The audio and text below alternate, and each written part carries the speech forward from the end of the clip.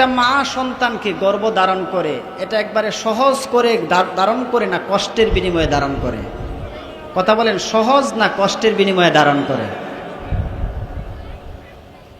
আপনার বর্তমান বিজ্ঞান যেটা ইউএস মার্কিন যুক্তরাষ্ট্রের, যেটা সবচাইতে নাসা বিজ্ঞানীরা বলে যে মরিস বুকাইলি নামক একজন বিজ্ঞানী আছে, উনি তার কিতাবের মধ্যে একটা বইয়ের মধ্যে তিনি লিখেন যে মায়ের পেটে যখন সন্তান রুহু পায়, রুহু পাওয়ার পর থেকে দুনিয়ার ভূমিষ্ঠ হওয়ার আগ মুহূর্ত পর্যন্ত এই সন্তান মায়ের কলিজাটার মধ্যে ৬,৫০০ বার ফা দিয়ে গুঁতা দেয়।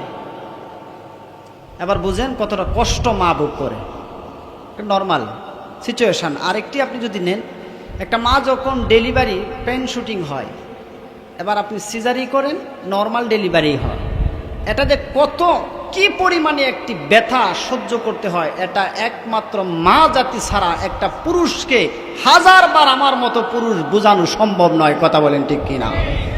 আমার আপনার নবী মুহাম্মদুর রাসূলুল্লাহ সাল্লাল্লাহু আলাইহি ওয়াসাল্লাম বলেন, এত হৃদয় রিংড়ানো পেটে ধারণ করা কষ্ট এবং প্রসব বেদনা, যেই মা যন্ত্রণা সহ্য করে কষ্টের পর কষ্ট সহ্য করার পর, যেই মা তোমাকে ডেলিভারি করার পর যখন দুনিয়ায় যখন বান্দা তুমি পৌঁছে যাও, যখন ওই মাকে যখন সন্তান যখন সর্বপ্রথম মৃদু কণ্ঠে যখন আস্তে করে যখন সন্তান যখন মারে মা কয়া ডাক দেয়, আমার নবী বলেন পৃথিবীর এমন কোনো মা নাই যে সন্তানের মুখে মা ডাক শোনার পর মায়ের কলিজা ঠান্ডা হয় নাই।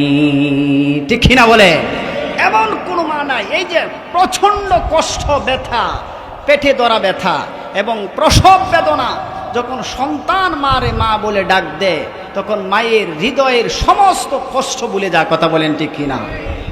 শুধু তাই নয়, আমার আপনার নবী মুহাম্মদুর রাসূলুল্লাহ সাল্লাল্লাহু আলাইহি ওয়াসাল্লাম বলেন, একটা বাবা রাত্রে যখন ব্যান চালায় আসে, যখন ক্ষেতের মধ্যে কৃষি কাজ করে, যখন বাবা ঘরে ঢুকে যায়, সন্তান যখন বাবার শব্দ আওয়াজ পেয়ে যখন সন্তান ঘুম থেকে উঠে যায়, বাবা যখন সন্তানকে যখন কষ্ট নিয়ে যখন বুকের মধ্যে জড়ায়া ধরে, এই সন্তান যখন আস্তে করে বাবা বাবা বলে ডাক দেয়, তখন বাবার সারা দিনের কষ্ট এবং সমস্ত ব্যথা সন্তানের মুখে বাপ ডাক শোনার সঙ্গে সঙ্গে সমস্ত কষ্ট বাবার শরীর থেকে দূর হয়ে যায়। ঠিক না বলে?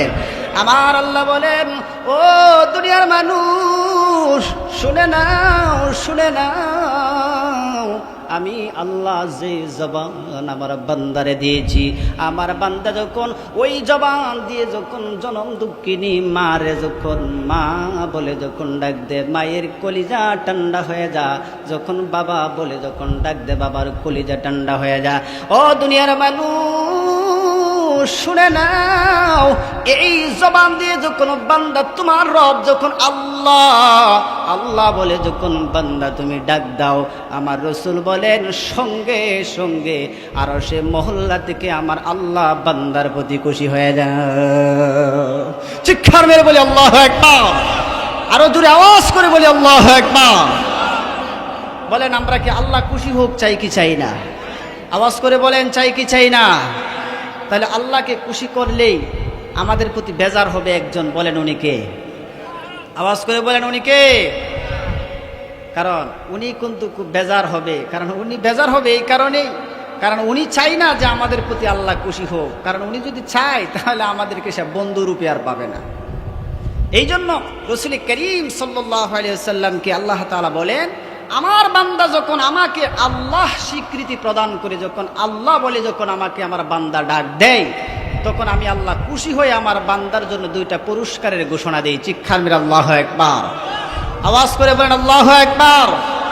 আল্লাহ 2টা পুরস্কারের ঘোষণা দেয়। এই ঘোষণাটা পবিত্র কোরআনুল কারীমের 33 নম্বর সূরা সূরাতুল আহজাবের 35 নম্বর আয়াতের শেষে আল্লাহ তাআলা বলেন, আ'আদাল্লাহু লাহুম মাগফিরাতান ওয়া আজরান عظيما আমার আল্লাহ বলেন নবী জানায়া দেন আমার तमाम পৃথিবীর যত বান্দা আছে আপনার যত উম্মত আছে নবী আপনি জানায়া দেন আমার বান্দা যখন আমার এই দুনিয়ার সব পাওয়ার পরও যখন আমার বান্দা যখন আমার আল্লাহ বলে ডাক দেয় ও নবী জানায়া দেন আ'আদাল্লাহু লাহুম আমি আল্লাহ আমার বান্দাদের সামনে প্রতিশ্রুতি দিলাম আমি আল্লাহ আমার বান্দাদের সামনে ওয়াদা দিলাম এক নম্বর হলো মাগফিরাতাম আমি আমার বান্দার জীবনের সব গুনাহগুলো মাফ করে দেব আল্লাহু আকবার আওয়াজ করে বলেন আল্লাহু আকবার আল্লাহ বলছেন আমি আমার বান্দার সব গুনাহ মাফ করে দেব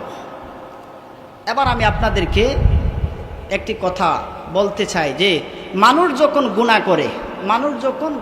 করে তখন এই গুনাহ করার সঙ্গে সঙ্গে মানুষের গুনাহটা লেখা হয় মানুষের গুনাহটা কি করা হয় লেখা হয় কোরআনুল কারীম এটা বলছেন কোরআনুল কারীমের 50 নম্বর সূরা সূরাতুল কাফ আর একটা আছে সূরাতুল কাহফ পবিত্র কোরআনের 18 নম্বর সূরা আমি যেটা বলতে চাচ্ছি সেটা হচ্ছে সূরাতুল কফ মানে 50 নম্বর সূরা এই সূরার 17 এবং 18 নম্বর আয়াতে আল্লাহ বলছেন যে বান্দা ভালো এবং মন্দ বান্দা যা করে সঙ্গে সঙ্গে এই সব কিছু রেকর্ড করেন কথা বলেন ঠিক কিনা আল্লাহ তাআলা কোরআনুল কারীমের মধ্যে বলেন ইয ইয়াতালাক্কাল মুতালাক্কিয়ানি আনিল ইয়ামিনি ওয়া আনিশ শিমালিল কঈদ মা ইয়ালফিযু মিন কওলিন ইল্লা লাদাইহি রাকীবুন আতীদ আমার আল্লাহ তাআলা নবীরে জানায়া দেন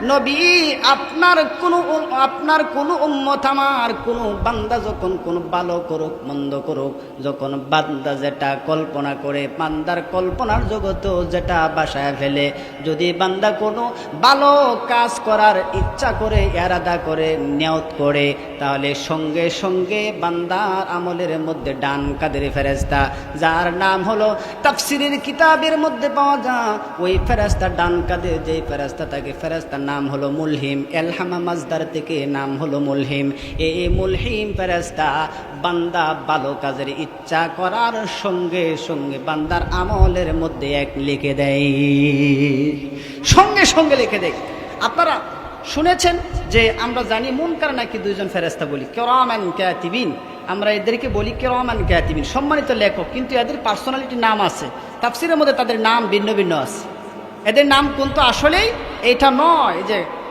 সম্মানিত লেখক এটা তাদের একটা উপাধি কিন্তু তাদের ব্যক্তিগত পার্সোনাল নাম আছে যেমন আজকে আমি জুমায় আলোচনায় বলছিলাম যে আমরা ফেরাউন আমরা বলে চিৎকার মারি কিন্তু আসলে ফেরাউনের নাম কি ঠিক জানেন ফেরাউন কিন্তু আসলে তার নাম না ফেরাউন হচ্ছে একটা উপাধি মাত্র ফেরাউন ছিল উপাধি কিন্তু ফেরাউনের আসল নাম কি তাফসীরে কি বলে এই জন্য অনেক কিছু বেসিক কিছু এলেম আছে যেগুলো আমরা প্রকাশ্য এবং একেবারেই যেটা প্রচলিত কিন্তু এটার আমরা বেসিক জানি না যেমন গোসলের বাংলা কি আমরা অনেকে জানি না উজুর বাংলা কি আমরা জানি না এটা কিন্তু বেসিক এটা আমাদের নিত্য নতুন কাজ কিন্তু জানি না এই জন্য তাফসীর খুব নিখুঁত করে আপনাদেরকে বলছেন যে যিনি ডান কাঁধে যে ফেরেশতা দায়িত্বশীল আছে আপনার ভালো কর্মের যিনি লেখক ওনার নাম হচ্ছে মুলহিম এই মুলহিম নামক ফেরেশতা বান্দা যখন কোনো ভালো কাজ করার ইরাদা করে অঙ্গীকার করে সঙ্গে সঙ্গে আল্লাহ বলে আমার বান্দা ভালো কাজ করার অঙ্গীকার করতে চেয়েছে লিখো তার আমলের মধ্যে এক চিৎকার আল্লাহু আকবার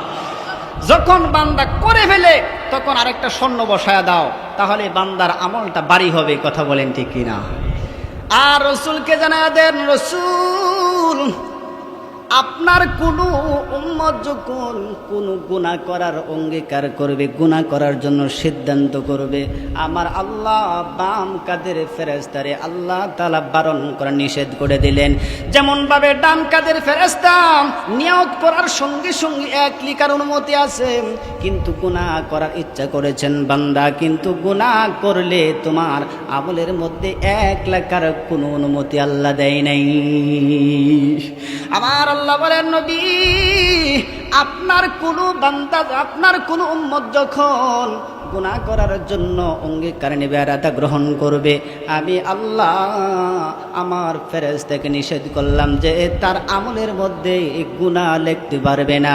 যখন এই বান্দা গুনাহ করেই ফেলবে, মাত্র বান্দার আমলের মধ্যে একটা গুনাহই লেখা হবে। ঠিক কিনা বলেন? এই আল্লাহ তাআলা নবীরে শিখাইছেন, নবী এক নাম্বার যদি আল্লাহকে কেউ ডাক দেয় মাগফিরাতান, তার গুনাহ মাফ করবে। তবে যদি বান্দার গুনাহ মাফ করা হয়, যদি মনে করেন এখানে একটি নাম আপনার লিখবেন, এই নামটা যদি আবার কোনো মুছুনে দিয়ে মুছে ফেলেন, তাহলে জায়গাটার মধ্যে একটা অসুন্দর দেখা দিবে। কথা বলেন ঠিক কিনা? অসুন্দর দেখা দিবে। তো এই অসুন্দর আমল নিয়ে যদি কিয়ামতের ময়দানে যদি হাজির হন, তাহলে অন্য নবীর উম্মতেরা বলবে যে এখানে কি ছিল, এটা মুছে ফেললো কেন, এটা মুছা কেন? তখন প্রশ্নবিদ্ধ হবেন। এই প্রশ্নের জবাবে হযরতে আবু হুরায়রা রাদিয়াল্লাহু তাআলা নবীকে প্রশ্ন করলেন, ইয়া রাসূলুল্লাহ, যদি আমাদের গুনাহ মুছে ফেলা হয়, লিখাকৃত আমল যদি মুছে ফেলা হয়, তাহলে তো জায়গাটা ফাঁকা হবে, শূন্য হবে, তাহলে এইটা জায়গা পূরণ হবে কিভাবে? আল্লাহ তাআলা সঙ্গে সঙ্গে জিবরাইলের মাধ্যমে আল্লাহ নবী মুহাম্মদ সাল্লাল্লাহু আলাইহি সাল্লামকে এই পূরণের সিদ্ধান্ত আল্লাহ তাআলা দিয়েছেন। চিৎকার আল্লাহু আকবার। পবিত্র কোরআনুল কারীমের 25 নম্বর সূরা সূরাতুল ফুরকান আয়াত নম্বর আয়াতে আল্লাহ তাআলা নবী মুহাম্মদ সাল্লাল্লাহু আলাইহি সাল্লামকে জানায়া দেন, আল্লাহ তাআলা বলেন, ফাউলাইকা ইউবাদদিলুল্লাহু সাইয়্যাতিহিম হাসানাত ওয়া কানাল্লাহু গফুরুর রহিমা।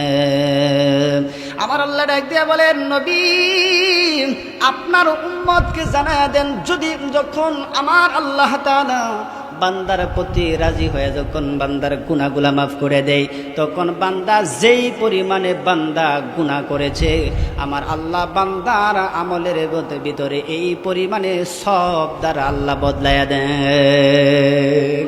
চিৎকার মেরে আল্লাহু আকবার। 2 নাম্বার ওয়া আজরান আযীমা। এখানে উলামায়ে কেরাম আছে, আযীমা শব্দ ব্যবহার করা হয় এই ক্ষেত্রে যার ভার, যার ভরত্ব এবং যার পরিধি কোনো মানুষ, পৃথিবীর কোনো মানুষ যার লুট করতে পারে না, এত বড় কি আল্লাহ তাআলা আযীম শব্দ দ্বারা ব্যবহার করেছেন।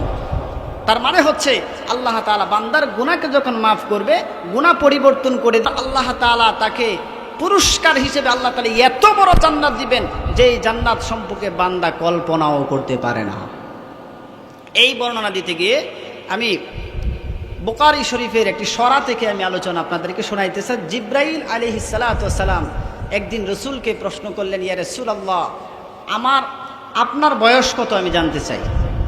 তখন রাসূল করিম সাল্লাল্লাহু আলাইহি সাল্লাম বয়সের বর্ণনার আগে রাসূল বললেন, জিবরাইল, আমি তো তোমাকে সবসময় আমার এক সাহাবীর আকৃতিতে দেখি, দাহিয়াতুল কলব, এই সাহাবীর আকৃতিতে আমি দেখি তোমাকে, কিন্তু আমি দেখতে চাই যে তোমার প্রকৃত যে তোমার যে একটি কাঠামো, অবকাঠামো দিয়ে আল্লাহ তোমাকে বানিয়েছেন, এটা তো আমি কখনো দেখি নাই, আমি কি এটাকে তোমাকে দেখতে পাবো? জিবরাইল আলাইহিস সালাম বলেন, ইয়া রাসূলুল্লাহ, আল্লাহ তাআলা আমাকে এত বড় দেহ সম্পূর্ণ আকৃতি দিয়ে আমাকে বানিয়েছেন, আমার দেহ বহন করার মতো এই জমিনে কোনো জায়গা নেই। এই জমিনে কি নাই? জায়গা নাই।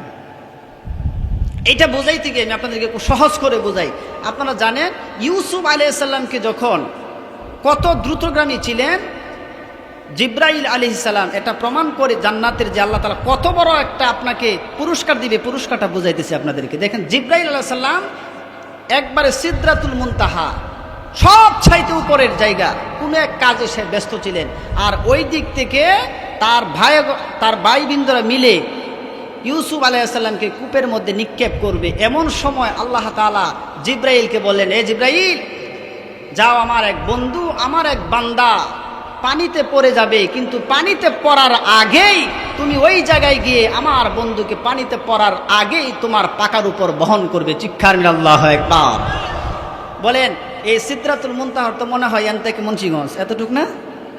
কি বলেন, এন থেকে মুন্সিগঞ্জ এতটুক দূরেই তো হবে, কিন্তু সিদরাতুল মুনতাহারের কতটুক দূরে, কত হাজার হাজার কোটি কোটি বছরের রাস্তা, এটা আপনাকে কোন ক্যালকুলেটর দিয়ে বোঝানো সম্ভব নয়। যেমন আপনাকে আমি বুঝাই, যেমন সূর্যের রশ্মি আছে, বিজ্ঞান বুঝাইতেছে সূর্যের রশ্মি মানে সূর্যের আলো, যেটা সূর্যের যে আলোর গতি এটাকে রশ্মি বলা হয়, এটা প্রতি সেকেন্ডে 1,86,000 কিলোমিটার দৌড়াইতে পারে। আর এই সূর্যের থেকে দুনিয়াতে এই তাপ মাটিতে স্পর্শ করতে 8 মিনিট 34 সেকেন্ড সময় লাগে। আর এই সময়ের বর্ণনা অনুযায়ী দুনিয়া থেকে প্রথম আসমানের দূরত্ব হলো 500 বছরের রাস্তা।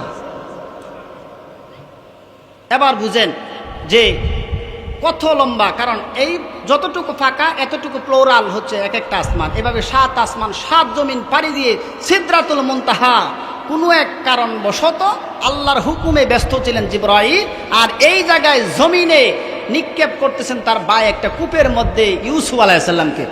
আল্লাহর নবীর কাছে জিবরাইল বলেন, ইয়া রাসূলুল্লাহ, আমার দ্রুততার বর্ণনা আমি আপনাকে শোনাই, শুনেন। আমি যখন সিদরাতুল মুনতাহারে যখন ছিলাম, আমার আল্লাহ যখন হুকুম করলেন আমি দেরি করি নাই, সঙ্গে সঙ্গে আমার 2টা ডানা মারলাম, আর এই কূপের মুখে থেকে নিচে পড়ার আগে আমি জিবরাইল আল্লাহর পয়গম্বর ইউসুফকে আমার পাখায় ধারণ করলাম। পানিতে পড়তে দেই নাই, পানিতে পড়তে দেই নাই, আমি ধারণ করেছি। এই জিবরাইল একদিন বললেন, আল্লাহ আপনার বান্দাদের জন্য তো জান্নাত বানাইতেছেন, কিন্তু এই জান্নাতটা কত বড় আমাকে একদিন অনুমতি দিবেন, আমি এটা ভিতরে একটি ঘুরাইন দিয়ে দেখতাম। আমার 600 নূরের পাখা তো আমি জীবনে মারতে পারি নাই, আমার 600 নূরের পাখা দিয়ে একসাথে আমি একটু দৌড়াইতে চাই, একটু উঠতে চাই, আমাকে সেই সুযোগটা দিবেন জান্নাতে ঢুকতে, জান্নাত কত বড় দেখার একটু সুযোগ দিবেন। আল্লাহ বললেন, জিবরাইল তুমি জান্নাত যে কত বড় এটা তুমি ঘুরে বুঝতে পারবা না। তারপরেও বললেন, জিবরাইল বললেন, আল্লাহ আমি জানি আপনার কত সত্য, পারবো না, কিন্তু আমি চাই আমার 600 নূরের পাকা একবার ব্যবহার করতে। আল্লাহ বলেন, জিবরাইল যাও, তুমি জান্নাতের প্রথম গেট থেকে তুমি শুরু করো, তোমার 600 নূরের পাকা বিশিষ্ট তুমি 600 পাকা মারো আর উঠতে থাকো, বিরামহীন অবস্থায় কোনো বিশ্রাম নাই। এইভাবে জিবরাইল 1 দিন আর 2 দিন নয়, 70,000 বছর পর্যন্ত জান্নাতে পাকা মারলেন। অবশেষে ক্লান্ত হয়ে তিনি জান্নাতের একটি পিলারের নিচে জিবরাইল বসে গেলেন। আল্লাহর ডাক দিয়ে বলেন, আল্লাহ আমি জিবরাইল আর পারছি না, মাত্র দেখলাম আমি প্রথম ফিলার থেকে দ্বিতীয় ফিলার পর্যন্ত আমার পৌঁছাতে 70,000 বছর সময় আমি জিবরাইলের লেগে গেছে। আল্লাহ আমি জানতে চাই, আপনার তৈরি জান্নাত, যেই জান্নাত আপনার উম্মতকে আপনার বান্দাদেরকে আপনি দান করবেন, বলেন ওই জান্নাতের ফিলার আর সামনে কতগুলো আছে? জিবরাইলকে আমার আল্লাহ জানায় দেন, জিবরাইল রে মাত্র 2টা ফিলার পার হয়েছ, আরো এমন হাজার হাজার ফিলার জান্নাতের ভিতরে আছে। এই আল্লাহ বলছেন যে আমি তোমাদেরকে যখন আল্লাহ বলে ডাক দিবে তখন তোমার গুনাহ মাফ করব, গুনাহটা পরিবর্তন করব। 2 নম্বর পুরস্কার তোমাকে এমন জান্নাত দিব যে জান্নাত জিবরাইল পর্যন্ত দৌড়াইতে পারে না। কথা বলেন ঠিক না? বলেন আপনারা এই জান্নাতে যেতে চাই কি চান না? আওয়াজ করে বলেন, চাই কি চাই না?